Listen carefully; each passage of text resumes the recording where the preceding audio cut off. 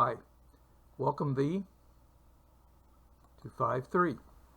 Let's start with the definition. Two events, E and F, are called independent if the occurrence of event E in a probability experiment does not affect the probability of the event F. Two events are dependent if the occurrence of event E in a probability experiment affects the probability of event F.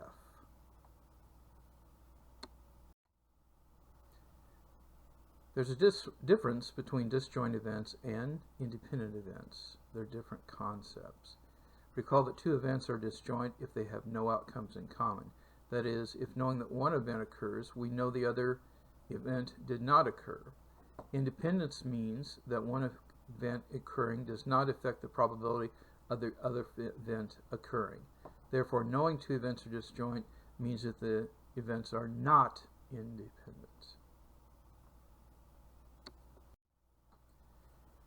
If two events, E and F, are independent, though, then the probability of E and F is equal to the probability of E times the probability of F. Later on, we're going to see this is not true unless they are independent.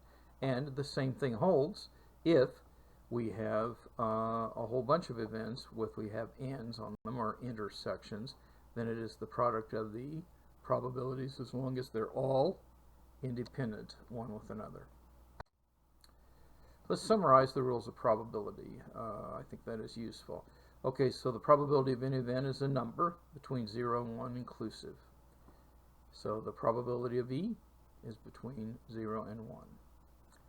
The sum of the probabilities of all outcomes must equal 1. Something must happen. If E and F are disjoint events, then the probability of E or F, or union F, is the probability of E plus the probability of F. If E and F are not disjoint events, then the probability of E or F, or the probability of E union F, is the probability of E plus the probability of F minus the probability that they overlap. It's subtracting off the overlap. If E represents any event, then E complement is the complement of E. Then the probability of E complement is 1 minus the probability of E. And lastly, if E and F are independent events, then the probability of E and F is equal to the probability of E times the probability of F. Okay, here are two problems, 22 and 23, and they build on each other. You know what to do and when to do it. Let's see how you did.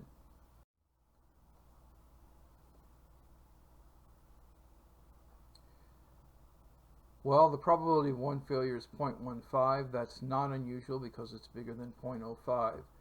But if they both fail, it's the product of the two because they're independent one with another. So we get 0.0225. That is less than, and that is unusual. That's the reasons people do redundant kind of things.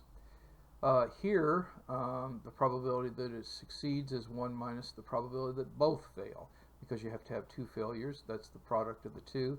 And so you see that is a good way to increase the probability of something surviving. Now here, we wanted to have the probability being large enough to be, I think we called it 4 nines for this. Let me see. Yeah, for 4 nines, better than 4 nines, so we need 5 components for that because we do the calculation and we grow up to 5. Now problem 23, the probability the system does not fail is 5 nines, it looks like. And IT organizations often talk about 6 nines, so they are very interested in problems like this. Here, the probability the system succeeds with 4, 5, and 6 components are these, and you finally do get to, well, I guess you get to 6 nines very quickly.